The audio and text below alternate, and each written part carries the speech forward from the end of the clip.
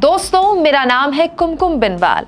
अपने PM open press conference तो करती नहीं है, लेकिन देश में जब जब चुनाव आते हैं तो पीएम मोदी अपने फेवरेट एंकरों को इंटरव्यू जरूर देते हैं।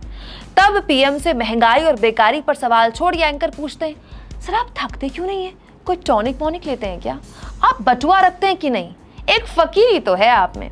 लेकिन मेरे ये समझ नहीं आया कि हाल फिलहाल तो कोई चुनाव भी नहीं है, मतलब गुजरात का चुनाव है लेकिन दिसंबर में है ना, तो सुधीर चौधरी को अपने शो में इस बात पर विश्लेषण क्यों करना पड़ रहा है कि पीएम मोदी के खाने और कपड़े पहनने का खर्चा वो खुद उठाते हैं।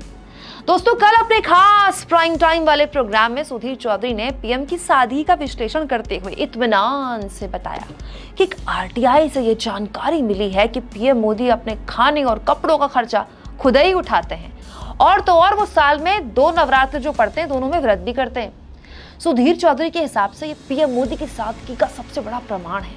बताइए सुधीर जी, इतने बड़े चैनल के इतने बड़े संपादक को ऐसी आधी अधूरी खबरें देना शोभा देता है क्या?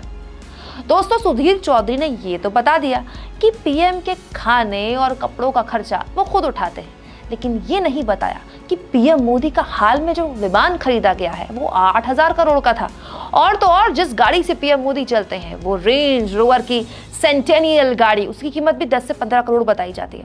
चलिए छोड़िए, ये सब तो खैर देश के पीएम की सुरक्षा के लिए जरूरी होता है, लेकिन सुधीर जी ये कैसे भूल गए कि इसी साल यूपी चुनाव में तारीखों के ऐलान से पहले कई रैलियां बकायदा सरकारी पैसे पर सरकारी बसों में लोगों को ठूस ठूस कर की गई, और उस रैली में मुख्य अतिथि पीएम मोदी थे। पीएम मोदी की ही सभा थी वो।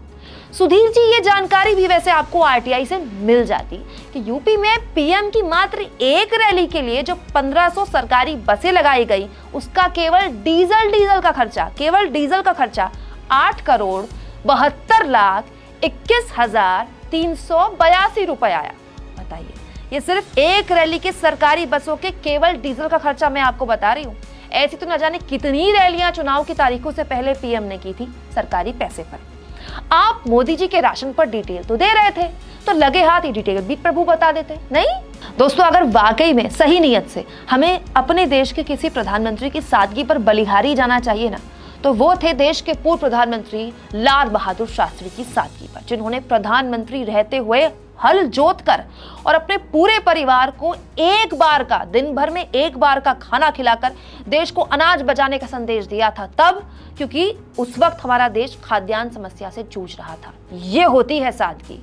और ये तस्वीरें ना सुधीर जी पब्लिक प्लेटफॉर्म पर है, इसके लिए आपको किसी आरटीआई वारटीआई की जरूरत नहीं है।